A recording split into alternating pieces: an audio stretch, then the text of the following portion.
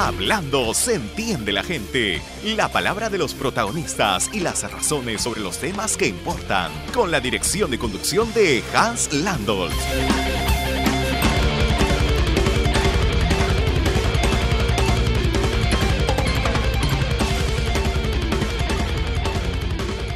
Buenos días, soy Hans Landolt y hoy comparto con ustedes la primera edición de Hablando se entiende la gente. Empezamos en una fecha especial, 13 de enero del 2013. Y, contra toda superstición y contra todo prejuicio, este es un espacio que explora las razones, los argumentos, los afectos, las convicciones, detrás de los hechos y de las políticas que nos atañen. Nos hemos trazado el objetivo de contribuir al análisis de los asuntos públicos, de promover la exposición de los puntos de vista de quienes protagonizan procesos y hechos de actualidad y de impacto. En buena cuenta, de facilitar el razonamiento público. Como decía John Rawls, que es un prestigioso académico liberal ya fallecido, ser razonables es parte del ideal político de la ciudadanía democrática y la manera ética de abordar los desafíos de la armonía social. Hablando se entiende la gente sale gracias a PromSex, el Centro de Promoción y Defensa de los Derechos Sexuales y Reproductivos, que es una asociación civil sin fines de lucro con prácticamente 8 años de existencia, de vida. Y es una institución que aboga por políticas y normas públicas que erradiquen las discriminaciones y que reconozcan, respeten, promuevan y garanticen el ejercicio de nuestros derechos como personas. Una institución que, trabajando en los temas de su especialidad, cree firmemente en la capacidad de construir una sociedad equitativa y con justicia social como eje para la consolidación y ampliación de la ciudadanía en nuestro país. Esperamos, con Hablando se entiende la gente, contribuir con un granito de arena en la construcción de los consensos que son imprescindibles para avanzar en democracia. Los temas sobre los que hablaremos hoy: los conflictos y la conflictividad social, con el señor Vladimiro Warok; el Plan Nacional contra la Corrupción, con Susana Silva; la responsabilidad del Estado de proteger a los menores de edad, con Rocío Villanueva y Gonzalo del Río; las políticas sociales, que son el estandarte de este gobierno, con la ministra Carolina Trivelli, del Ministerio de Desarrollo e Inclusión Social; y para cerrar, un panel para debatir si este gobierno avanza en piloto automático con reformas en marcha, donde participarán Cinesio López, Cecilia Blume y Efraín González Olarte. Empezamos conversando con el alto comisionado de la Oficina de Gestión de Conflictos Sociales de la Presidencia del Consejo de Ministros. Le damos la bienvenida al señor Vladimiro Warok. Bienvenido. Muchas gracias, Hans. Primeramente, para agradecer tu invitación y, desearte los mejores éxitos en este importante programa. Muchas gracias, esperamos que así sea. Bueno, el tema de los conflictos sociales es un tema que ha estado muy presente desde el inicio del gobierno y ha habido efectivamente un paso, digamos, en constituir esta oficina, que es la que presides, la que lideras. ¿Cómo diagnostican ustedes la situación de los conflictos sociales en el país? ¿Cuál podrías definir es en este momento la situación? Bueno, para tratar de ser precisos hay que señalar que realmente los conflictos, tal como los conocemos hoy día, en realidad tienen casi ya una década en el país. Una década y que ha marcado el ritmo, la pauta de la gobernabilidad del Perú. Los conflictos sociales han sido los escenarios en los cuales han habido situaciones muy difíciles que inclusive han costado gabinetes plenos. Entonces, este gobierno asume en ese escenario y decide cambiar las emergencias que se originaban en el territorio, en el país, y de esa manera poder ver la manera cómo salir de ellos. No había habido la oportunidad todavía de plantearse la necesidad de analizar, estudiar, profundizarse en el tema de las tensiones sociales tal cual son y cómo tratarlas, qué metodologías construir, qué mecanismos incorporar para poder de esta manera encontrar soluciones mucho más permanentes. Pero, ¿de qué enfoque entonces parten ustedes? Nosotros partimos del enfoque que necesariamente hay que hacer en estos casos. Nosotros consideramos que los conflictos sociales, tal como los conocemos, tienen como base, como fondo, muchos aspectos que son estructurales en nuestro país. Tiene que ver con las fracturas sociales profundas y hasta crónicas que tiene nuestro país, tiene que ver con los márgenes muy grandes de pobreza que tenemos, y por supuesto a esto hay que sumar los aspectos que tienen que ver con la discriminación cultural, social, y todos estos aspectos están en la base de los conflictos, y sobre ellos siempre se ha venido obviando soluciones que tienen que ver justamente con la solución de estos temas, por supuesto a partir de la práctica diaria que tenemos que hacer. Ahora, sobre esto, digamos, para identificar qué entendemos por conflictos o cuáles son los conflictos que están en marcha, ha habido y existen discrepancias o diferencias con las mediciones, por decirlo de alguna manera, que venía haciendo la Defensoría del Pueblo. Sí, efectivamente. Tenemos, yo diría, discrepancias, una controversia, para darle un término preciso, en cuanto a los criterios. Fuera de ello no tenemos absolutamente ninguna otra discrepancia. Nosotros partimos de que en la sociedad, como también en la vida familiar y individual, siempre hay diferencias y hay controversias. Estas son tensiones sociales. Las tensiones sociales o individuales tienen que ver entonces como una forma normal, natural, que existen en la sociedad. Por lo tanto, este conjunto de tensiones sociales para nosotros tienen un tratamiento oportuno y rápido, y tienen que ser marcado por la línea de prevención. La prevención, que nosotros hemos afirmado y le hemos dado mucho peso, tiene que ver justamente con la manera como preveemos que estas tensiones, que son en este momento controversias y diferencias, puedan dar el salto hacia un conflicto social en donde el orden establecido, el Estado de Derecho y la institucionalidad se rompe y entramos a una acción de violencia, de radicalización, y para ese caso sí nosotros lo definimos como conflicto social. Solo en los casos que se ha abierto la disputa, digamos. Así es, efectivamente. Esa es la diferencia. Esa es la diferencia. Defensoría del Pueblo tiene un criterio distinto, el cual nosotros absolutamente respetamos y creemos que es necesario que existan estas opiniones en la sociedad, en el sentido de que todas las tensiones sociales son conflictos. De tal manera que cuando uno revisa sus cuadros, sus marcos de tratamiento, encontramos que existen inclusive conflictos latentes. Claro, conflictos latentes. Digamos, perdona, pero ¿no es esto justamente en la línea de prevención que está señalando? ¿No es esto mejor, digamos, de identificar estos conflictos, aunque estén latentes, para poder prevenir, no esperar al momento que estallan? Así es mucho mejor, y eso es lo que hacemos. Pero definimos claramente, son controversias, son diferencias, porque todo este nivel de tensión social se mueve dentro del marco de la ley. Es normal una protesta, una manifestación, es normal un reclamo de ciudadanos que van, por ejemplo, contra una autoridad regional, provincial o nacional, a reclamarle un derecho, el derecho de una atención oportuna o no.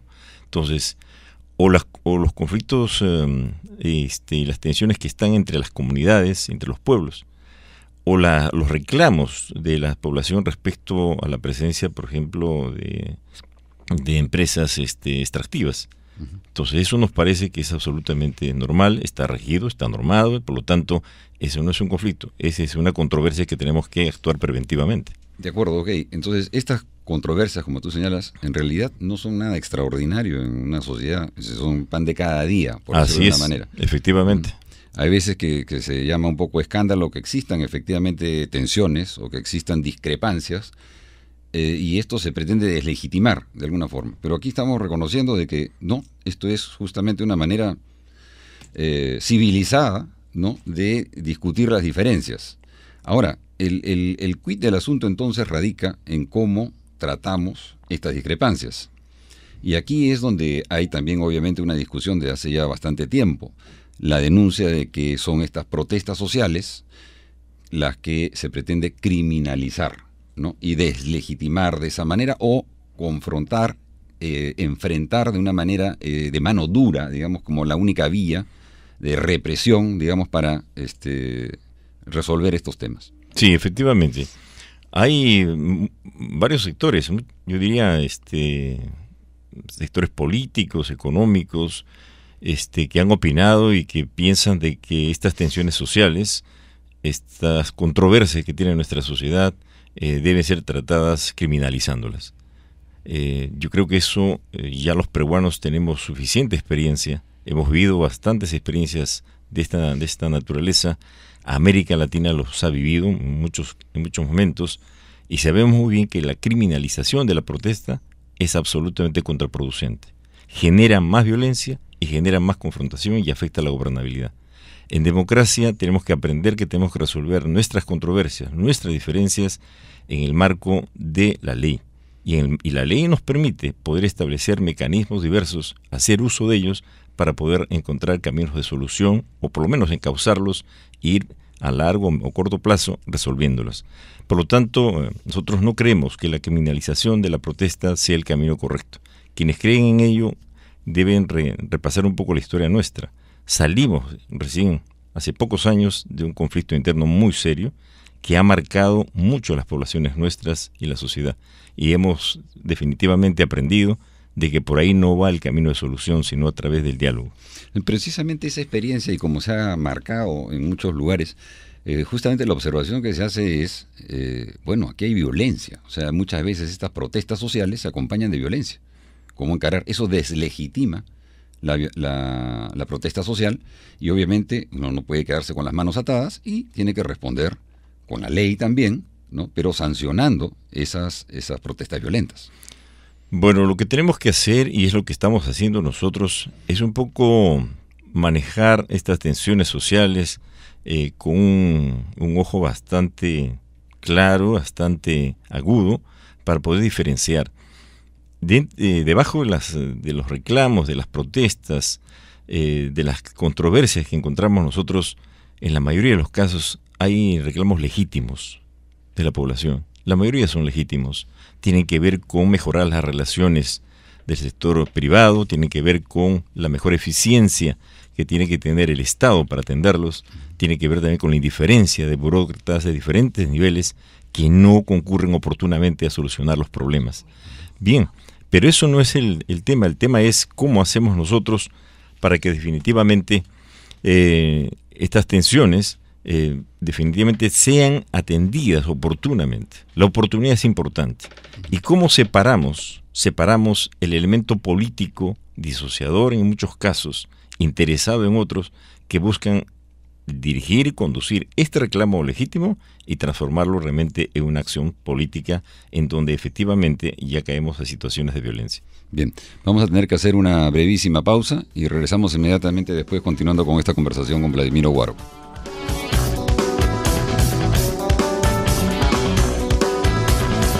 Volvemos con la palabra de los protagonistas y las razones sobre los temas que importan, porque hablando se entiende la gente. Continuamos con Hablando se entiende la gente.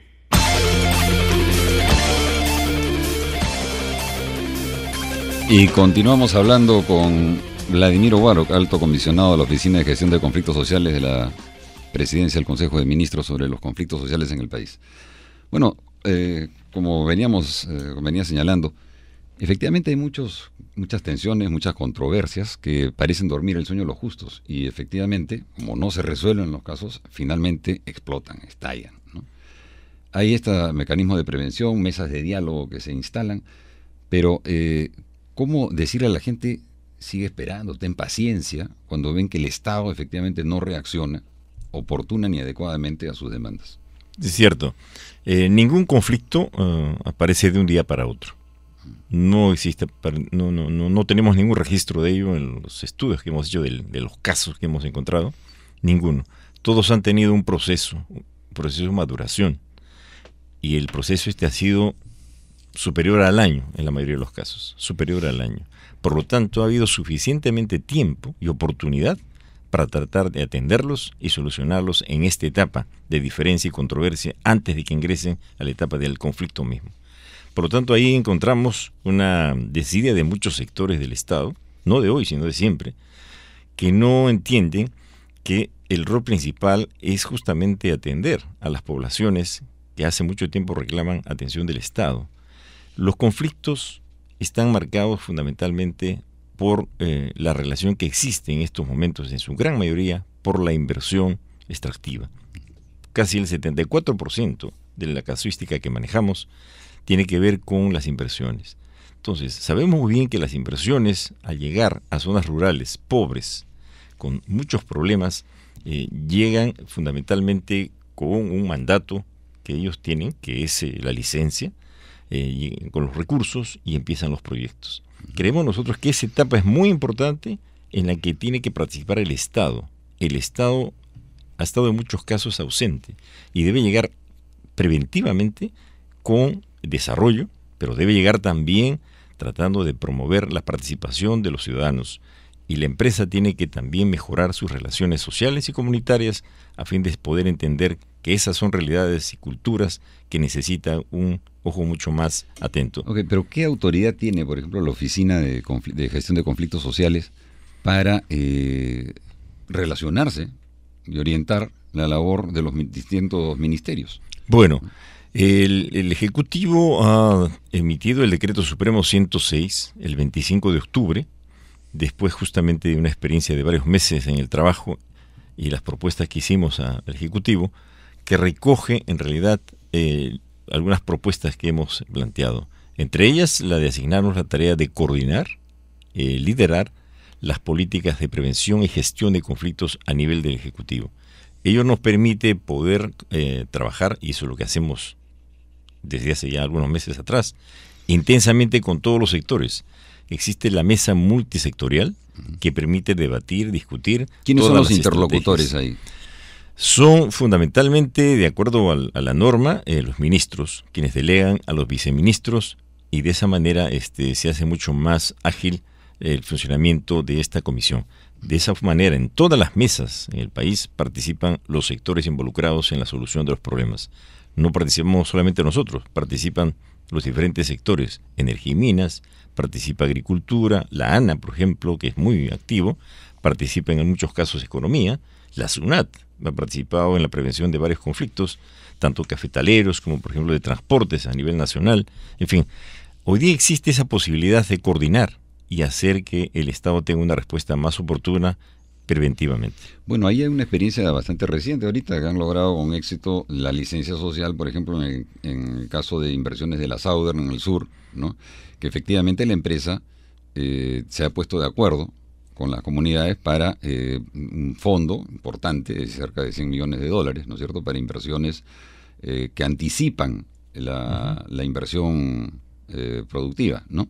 Pero digamos, si el eje ha estado, quisiera, digamos, ya pensando hacia adelante el asunto, si el eje ha estado en industrias extractivas, donde efectivamente ha habido inversiones muy importantes y donde la gente quiere que algún beneficio de esas inversiones le llegue y le toque, o sea, quieren desarrollo, quieren bienestar, tenemos en perspectiva también, por ejemplo, de acuerdo al Ministerio de la Producción, grandes proyectos de inversión industrial. Hay un plan de desarrollo industrial que se ha consensuado, pero que se prevé instalar parques industriales, conglomerados industriales en diferentes zonas del país. ¿Han estado los conflictos sociales o están vinculados también al tema de la manufactura, digamos, del desarrollo de industria y servicios, o es esta importante inversión que también se viene en estos sectores algo que no ha estado marcado por el conflicto social? Y esa pregunta es muy importante, y lo que debo decirte es lo siguiente: el día de hoy, a partir de la oficina nuestra, no existe ningún sector económico que no sea visto con esta visión, con esta perspectiva preventiva de antelarnos a los conflictos. Ningún sector. De tal manera que todo el desarrollo de la industria señalada ha sido seguida. Tenemos equipos que se van especializando cada vez más en la atención oportuna. Ni siquiera en el Perú, por ejemplo, la construcción de centros penales está exento de conflictividad. La construcción de un centro penal genera alrededor de las comunidades también reacciones, y esto también tiene que ser previsto. Entonces, hay esa sensibilidad muy grande y nosotros tenemos que adelantarnos a este escenario. Lo de Candarave es un buen ejemplo, es un ejemplo de cómo a través del diálogo, a través de la concertación, por supuesto absolutamente transparente y bien intencionada por todas las partes, el Estado ha sido un gran facilitador para poder encontrar un acuerdo que va a permitir, sin duda, una etapa importante en el desarrollo de lo que va a significar esa licencia para la empresa durante un largo periodo. Aquí hay que sumar los esfuerzos que hace también la provincia de Jorge Basadre, que en pocos días seguramente va a tener una definición su proceso de diálogo, y esto va a permitir una relación más sana, una relación entre una empresa que ha tenido durante muchos años una sensibilidad por parte de muchos sectores en forma negativa, y que hoy día yo creo que con este paso que ha dado va a entrar a una etapa de mayor relación, y seguramente la región misma de Tacna se va a beneficiar. Ahora, para terminar, justamente tú has señalado en una entrevista anterior en el Diario de la República que previendo este año, que es un año ya preelectoral, en buena cuenta, empiezan las campañas, los candidatos, etcétera.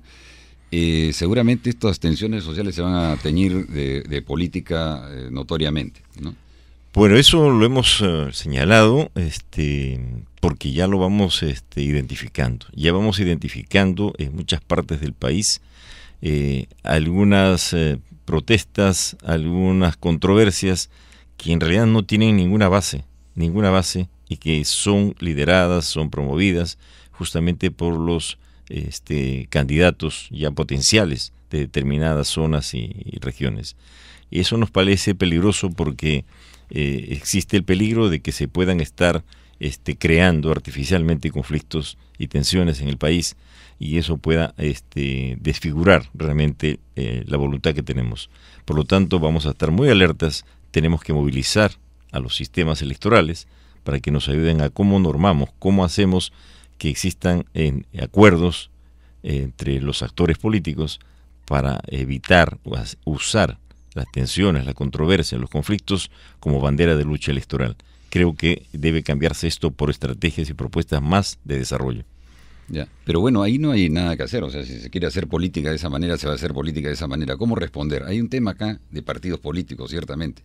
¿De qué tanto influye esta debilidad, fragilidad de las representaciones políticas en el manejo de los conflictos y las tensiones sociales?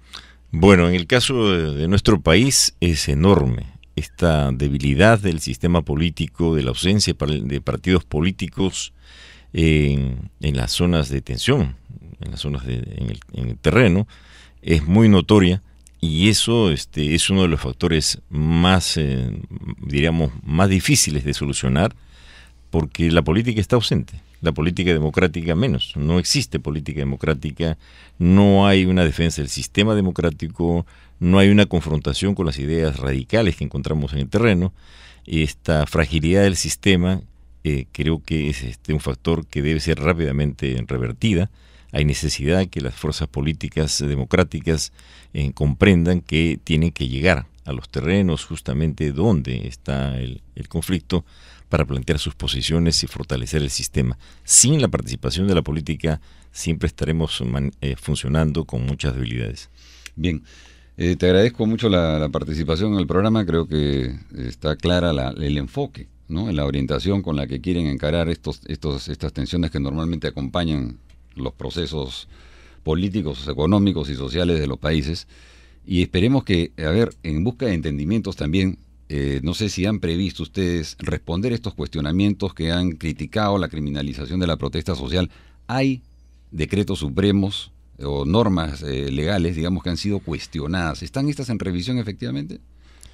Bueno, en preciso no lo conozco, pero lo que te puedo decir es lo siguiente, que nosotros estamos demostrando que a través del nuevo enfoque, a través del diálogo, sí se pueden encontrar soluciones a los problemas.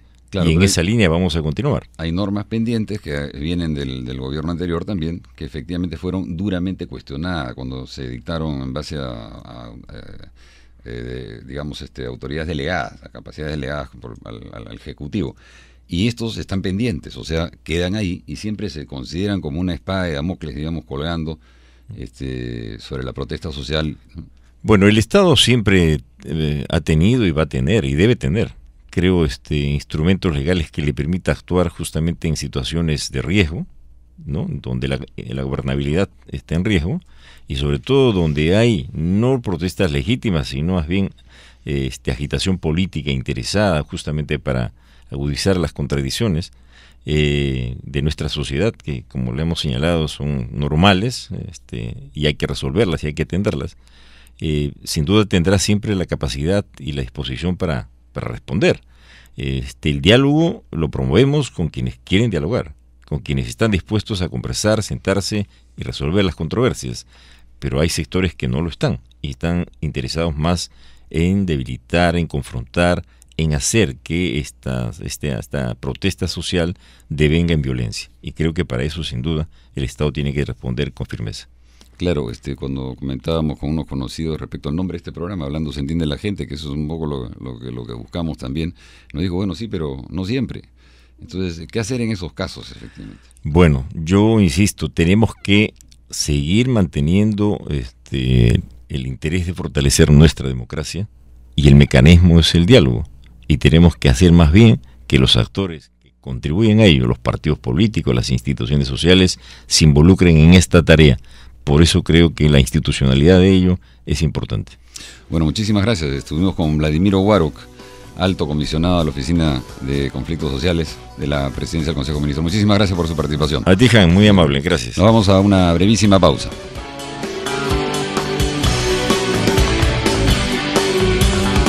Volvemos con la palabra de los protagonistas y las razones sobre los temas que importan, porque hablando se entiende la gente. Continuamos con Hablando se entiende la gente.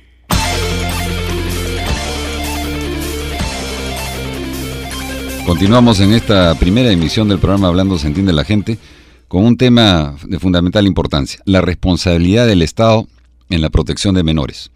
Está con nosotros en el teléfono la señora Rocío Villanueva, quien es abogada, es catedrática de la Universidad Católica, ex adjunta de la Defensoría del Pueblo para Derechos Humanos, conocida especialista y experta en estos temas. Buenos días, señora Rocío Villanueva. Buenos días, Han. Mucho gusto y quiero empezar este diálogo felicitándote por tu programa y deseándote lo mejor. Muchísimas gracias. Esperemos que así sea. Mira, será, seguro.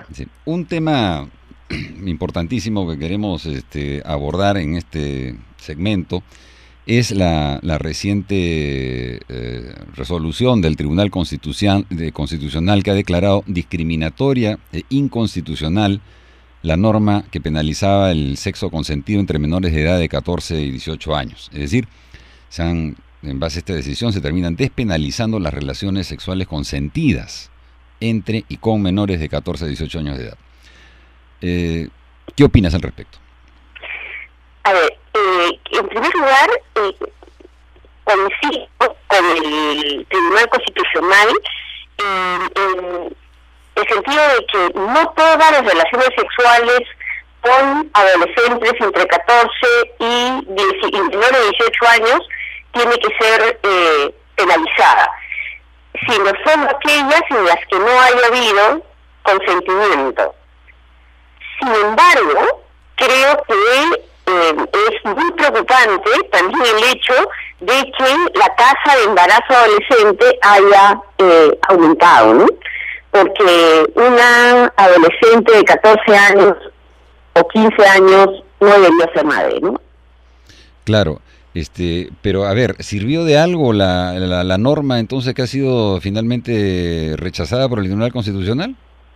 No, la norma que penalizaba todo tipo de relación sexual entre 14 y 18 años no había servido para evitar que las jóvenes quedaran embarazadas o que los jóvenes tuvieran relaciones sexuales. Y aunque no está citado en la sentencia del Tribunal Constitucional, hay un informe del 2009 del Ministerio de Salud con unos datos muy interesantes, ¿no?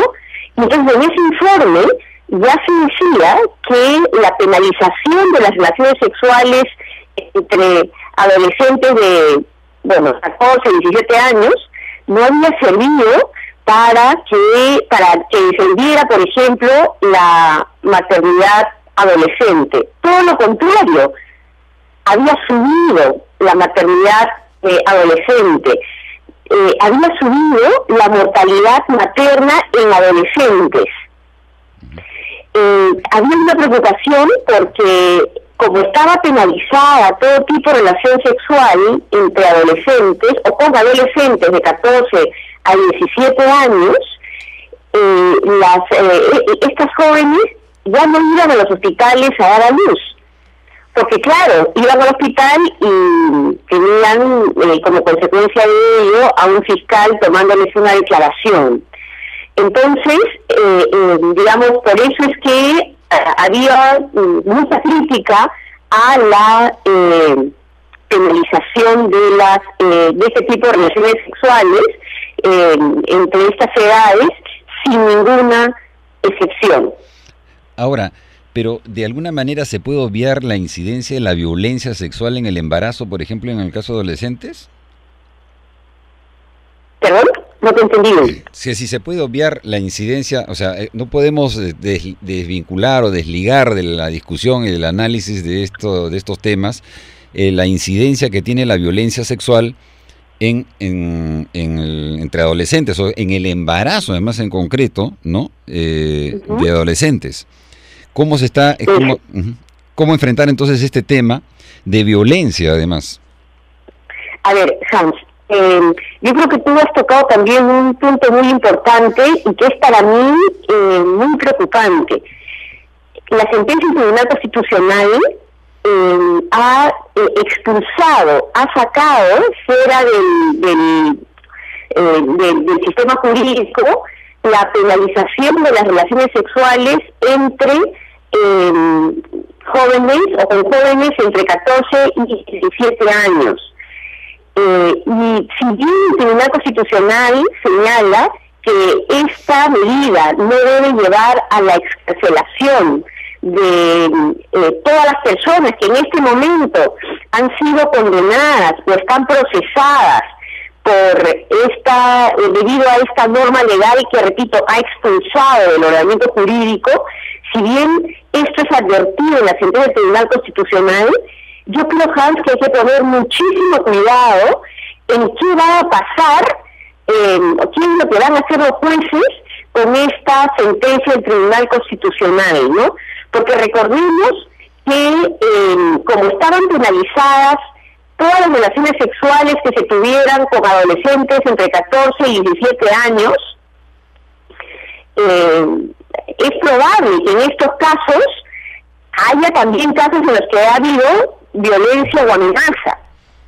Y hay que tener mucho cuidado, y hay que hacer un seguimiento a la actuación de los jueces, que tienen en esto una gran responsabilidad y un reto muy grande en cuáles van a ser las consecuencias de esta sentencia del Tribunal Constitucional.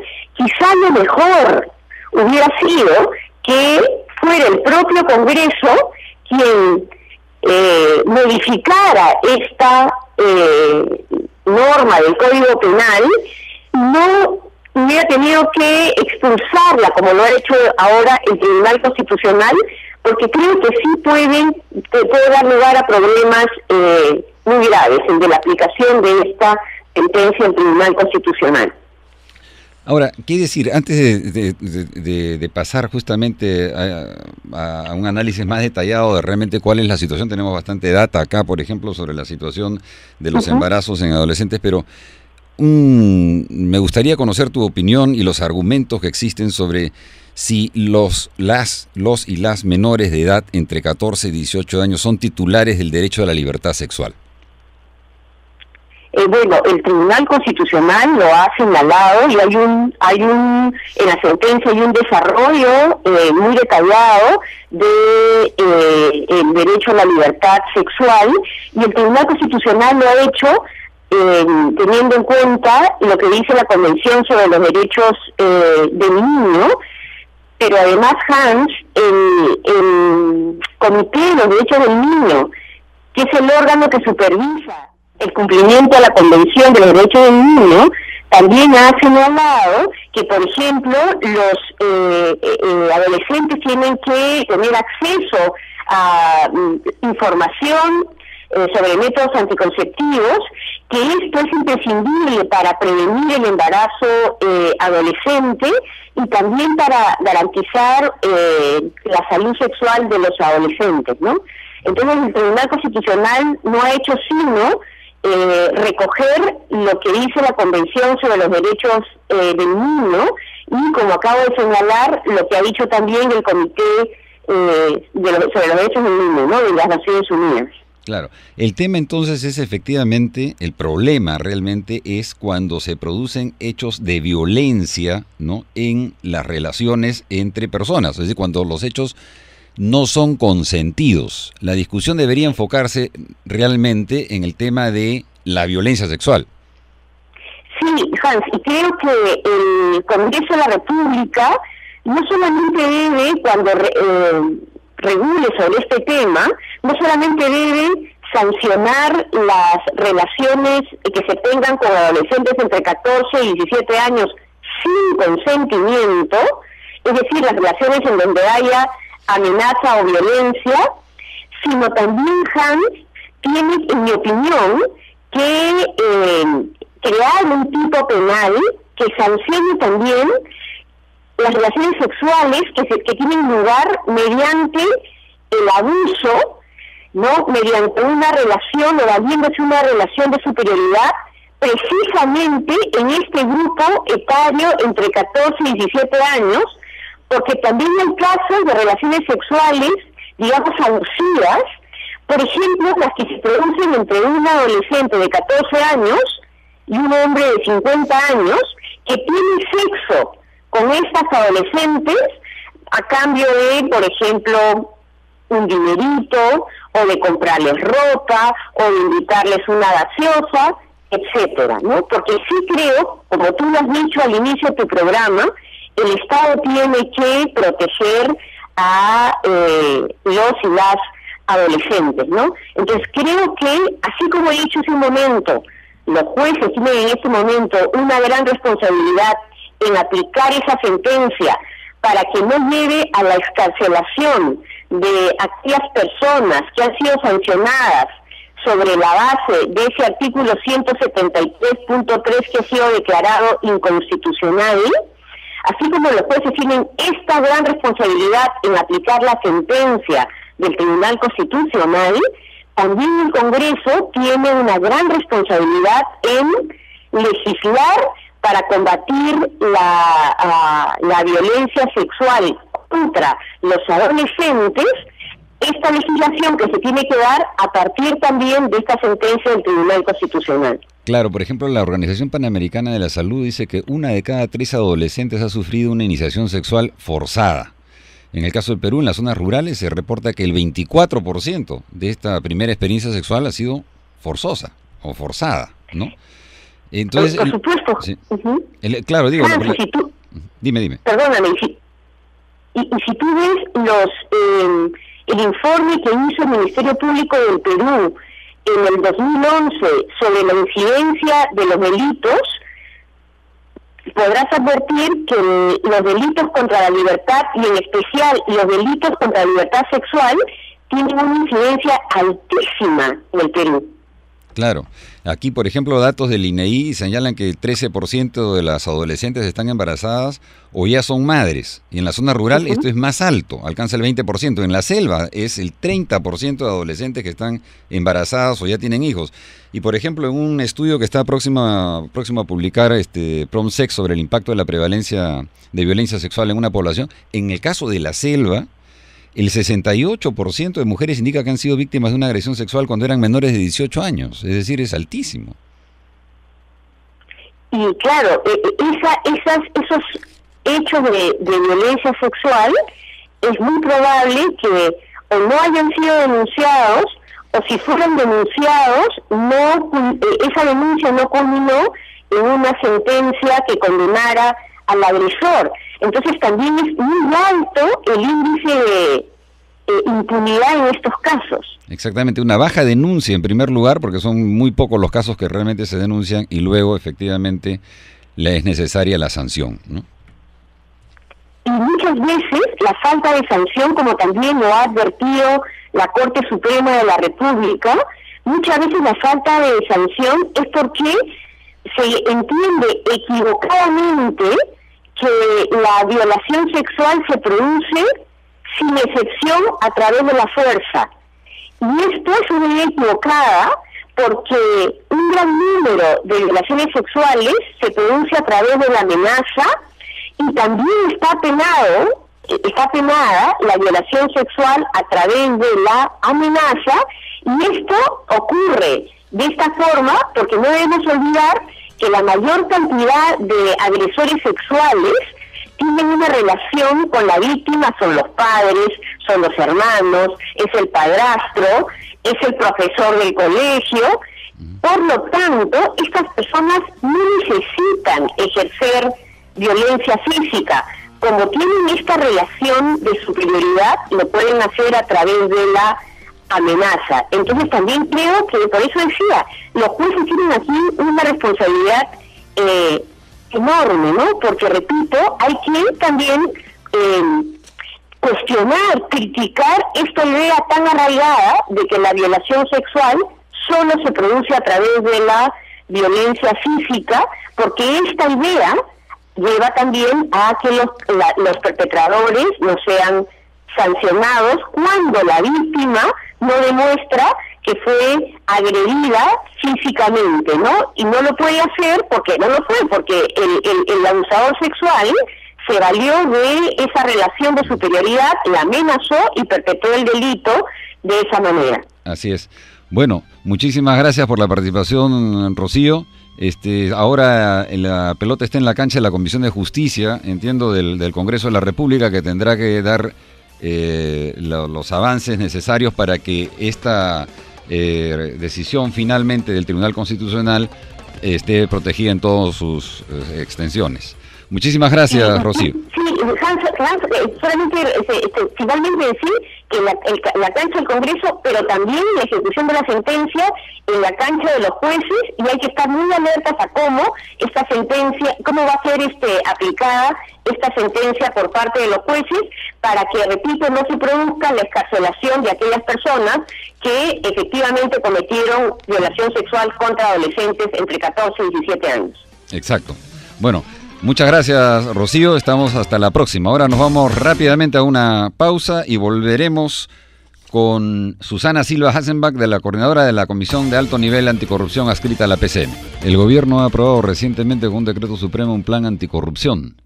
Está con nosotros la señora Susana Silva Hasenbach, que es coordinadora de la Comisión de Alto Nivel Anticorrupción, que está adscrita a la presidencia del Consejo de Ministros. Buenos días, Susana.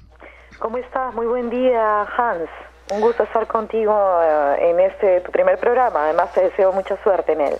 Muchas gracias. Esperemos tenerla. Bueno, ¿cuál es el enfoque del plan que recientemente ha aprobado? Sí, este Plan Nacional de Lucha contra la Corrupción, Hans, tiene básicamente dos enfoques, ¿no? Uno preventivo y uno represivo o punitivo, que se plasman de manera muy clara en estrategias y acciones. Dentro de las estrategias y acciones que se plantean, básicamente uno de los primeros puntos que nosotros nos hemos planteado como meta es reforzar y mejorar la institucionalidad de la lucha contra la corrupción en nuestro país. En ese sentido, una de las primeras acciones también que han sido dadas a conocer este año es la aprobación o la publicación de la Ley 29976, que crea, dice, la Comisión de Alto Nivel Anticorrupción. Aquí no se trata en realidad de crear una nueva comisión, es la misma Comisión de Alto Nivel Anticorrupción, sino lo que se buscaba aquí era darle la institucionalidad que nosotros considerábamos indispensable tenerla a efectos de darle sostenibilidad a una política en nuestro país. Lamentablemente, la lucha contra la corrupción ha tenido varios tropiezos en nuestro país. Lo que se pretende ahora es que sea algo permanente y, de alguna manera, con la ley esta que recién acaba de ser publicada, se pretende ese objetivo, ¿no? Ahora, claro, esto dices que tiene ahora un valor legal, ¿no? Tiene rango de ley, sí. Y esto es una diferencia, digamos, con planes anteriores, es decir, aquí hay ahora un compromiso, una obligación por parte de diversas entidades de guiarse por esta nueva norma. A ver, el tema del plan, el hecho de que haya sido aprobado el plan fue aprobado mediante un decreto supremo, y el hecho de que haya sido aprobado mediante una norma como el decreto supremo le da también la fuerza para hacer el seguimiento respectivo y le da también el marco necesario para que las instituciones no solamente elaboren sus propias estrategias anticorrupción sobre la base de un diagnóstico determinado e identificando los principales puntos neurálgicos que existen en cada entidad, sino también le da el marco necesario a efectos de que puedan presupuestar las acciones anticorrupción que deban tener.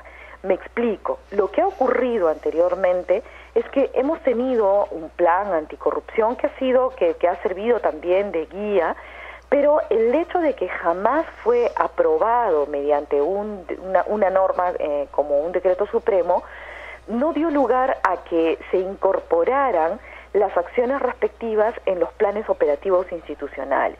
En esa medida, muchas de las acciones que estuvieron anteriormente planteadas no llegaron a buen puerto porque no tenían un correlato presupuestal. Para nosotros ahora tenemos muy claro que cuando nosotros hablamos de una política anticorrupción necesitamos de 3 elementos: una estrategia, un presupuesto y ciertamente la voluntad política. Claro, a ver, pero alguna de las novedades, digamos, porque siempre efectivamente planes han habido, iniciativas han habido y al final siempre queda la percepción de que no pasó absolutamente nada, ¿no?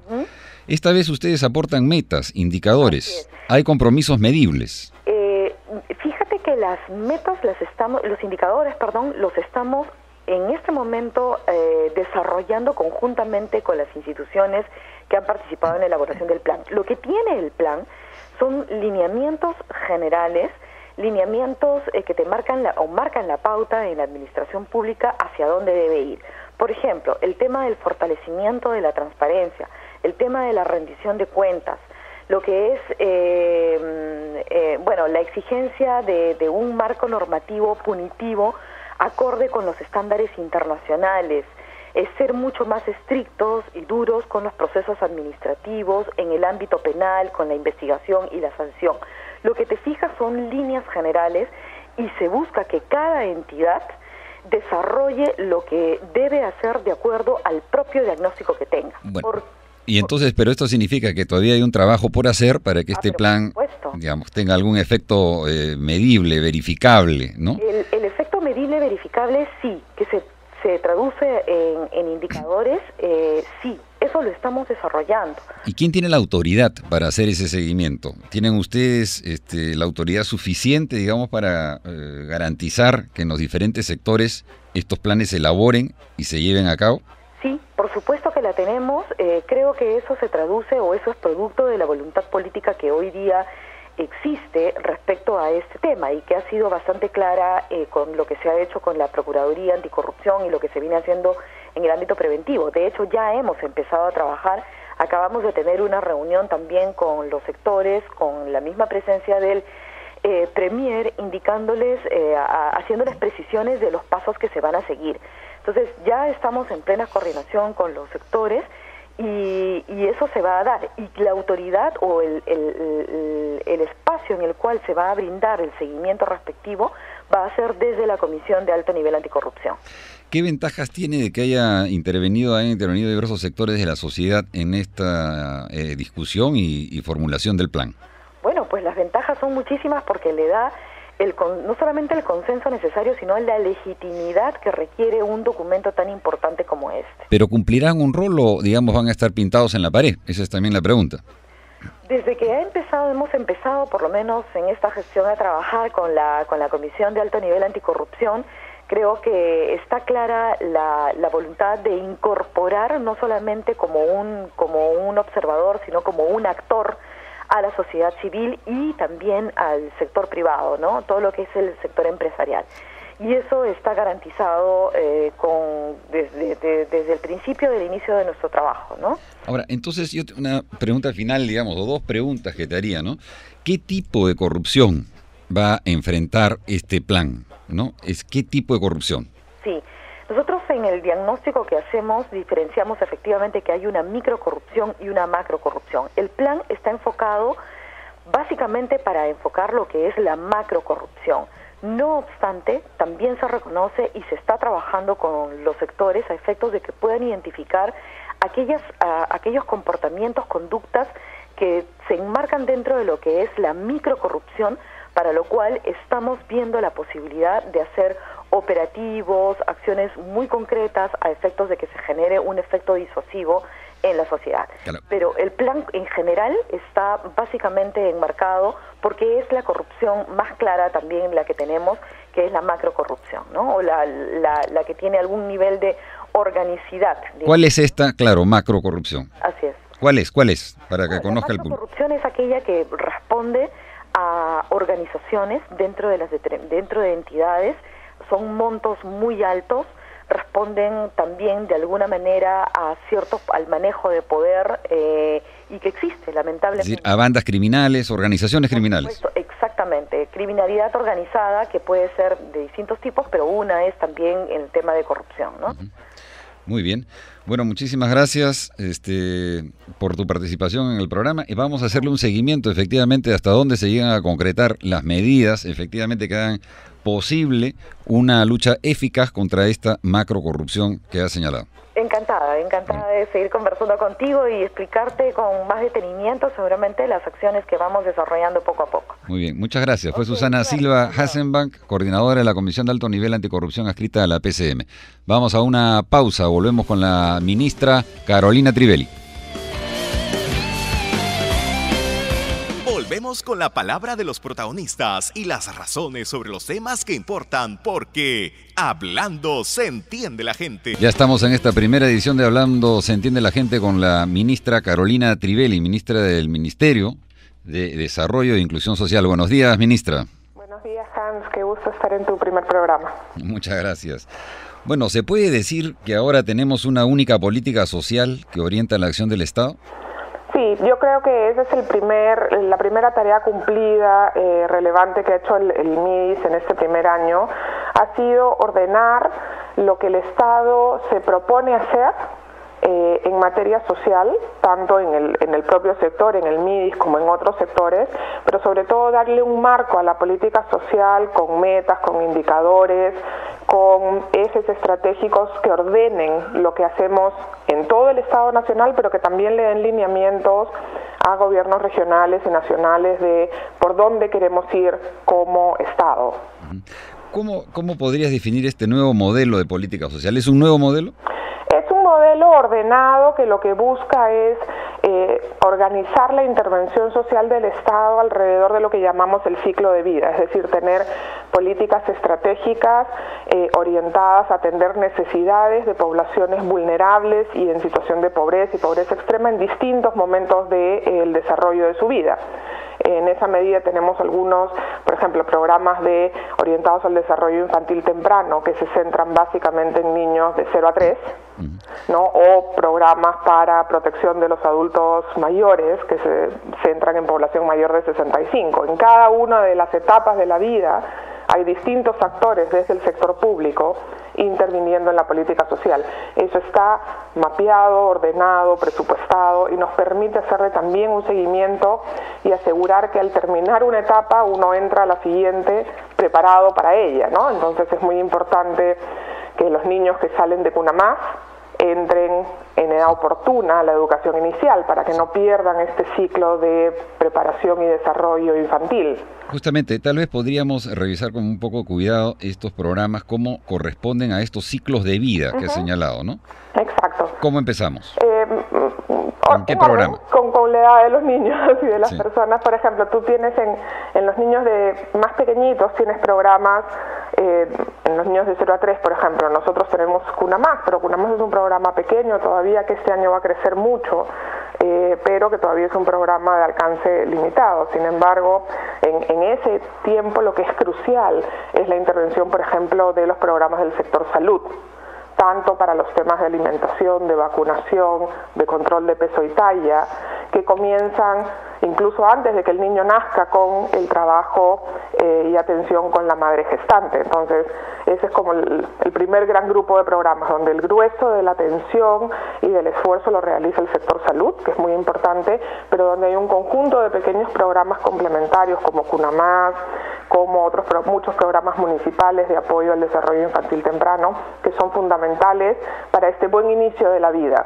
¿no? Porque es muy importante que nos aseguremos que todos los niños y niñas llegan a los 3 años habiendo desarrollado todas sus capacidades. Sabemos que en esa etapa es donde se forma la mayor parte del cerebro, donde los niños desarrollan habilidades cognitivas muy importantes, psicomotoras, sociomotoras también. Entonces hay un conjunto de oportunidades ahí que no hay que desperdiciar. Cuando pasan los 3 años, digamos, entra a tallar ya el sector de educación con mucha fuerza, porque necesitamos el inicio oportuno de la vida escolar de los niños con la educación inicial, que es una de las zonas donde mayor expansión se está dando, porque necesitamos que los niños tengan la oportunidad de ir a la escuela, a la educación inicial, desde los 3 años. Y ahí eso se complementa con programas de salud también, con programas del propio ministerio en términos de alimentación escolar, por ejemplo. Y cuando entran a la primaria, y en esta primera etapa, entre los 0 y los 5, tenemos una política muy importante que es una de las principales metas que nos hemos trazado como gobierno, y es el tema de la lucha contra la desnutrición crónica infantil. En el Perú hoy día todavía más de 500.000 niños sufren desnutrición crónica infantil. Está bajando, pero baja muy lentamente. Entonces tenemos que acelerar procesos para que nuestros niños y niñas crezcan fuertes y sanos, porque esa es la base para que puedan aprovechar la educación, para que puedan desarrollarse como ciudadanos plenos, ¿no? Entonces, en el tema, por ejemplo, de desnutrición crónica infantil, interactúan muchos más sectores.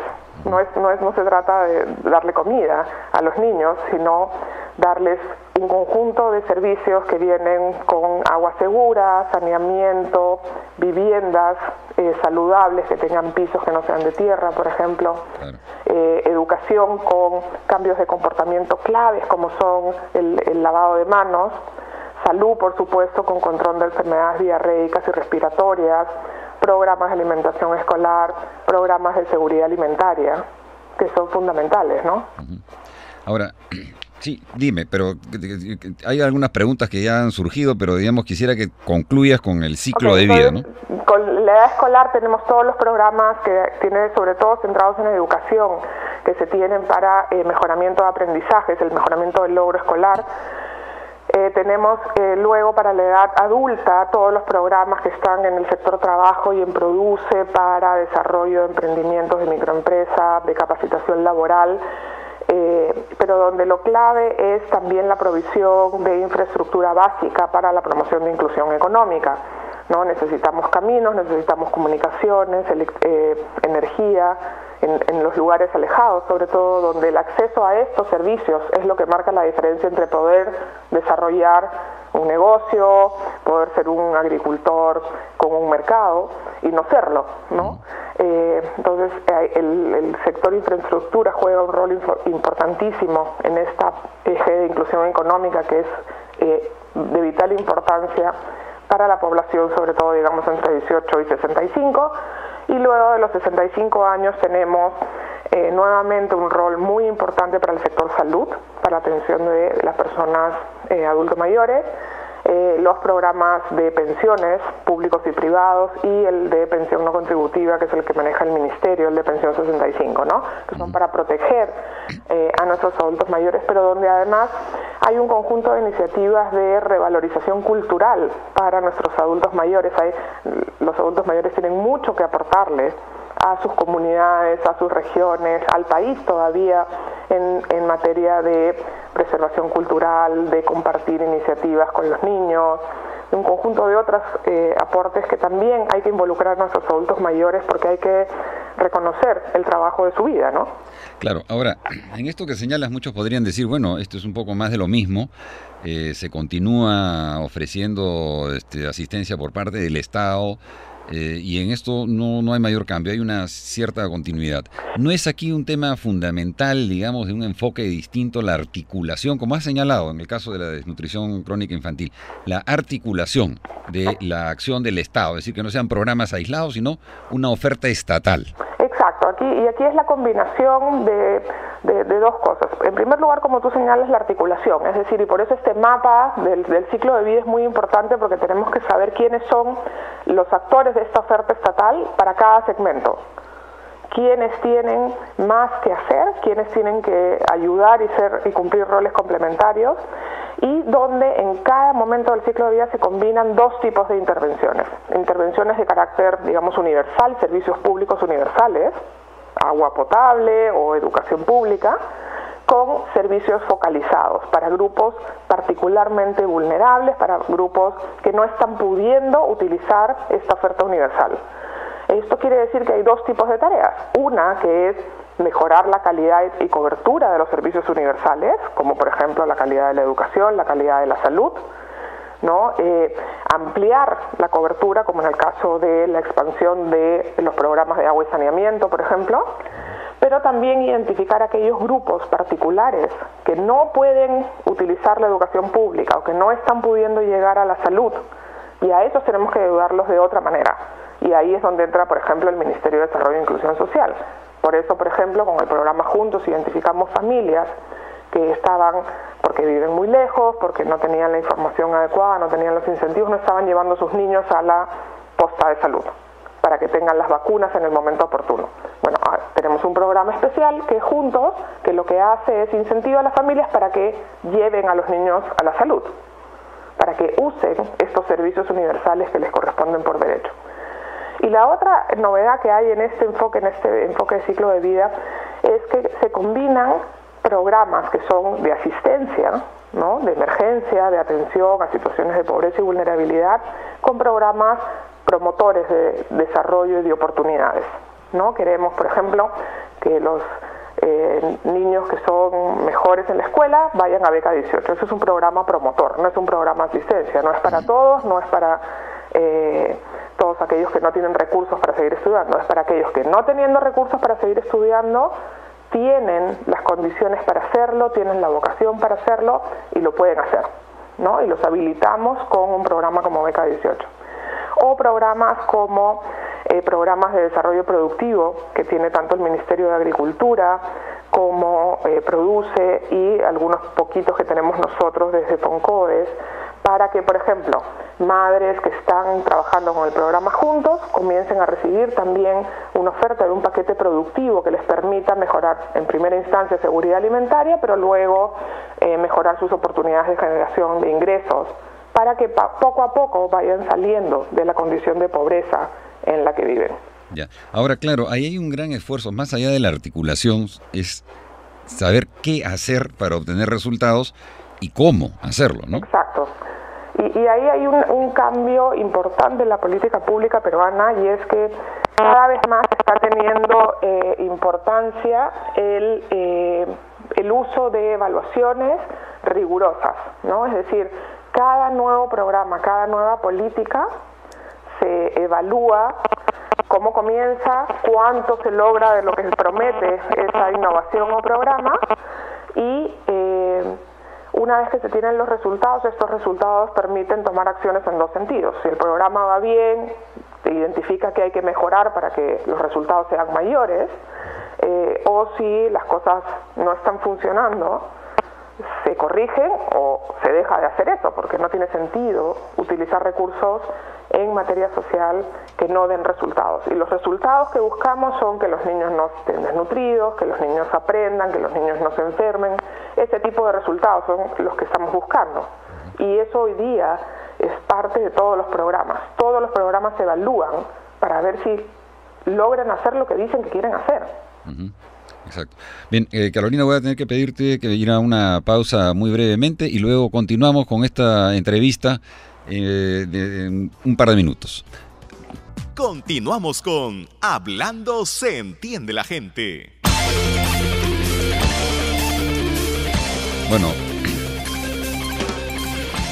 continuamos hablando con la ministra Carolina Trivelli sobre las políticas sociales del gobierno. Carolina, habías mencionado, en este ciclo de vida hay una suerte de mediano plazo, ¿no?, que probablemente antes no figuraba. Estaban los jóvenes, hemos hablado claramente sobre los primeros años, digamos, de la vida. Sabemos que estaba más adelante pensión 65, pero vemos a la mitad del camino, este mediano plazo. Tú has hablado de la generación de oportunidades, ¿no? Exacto.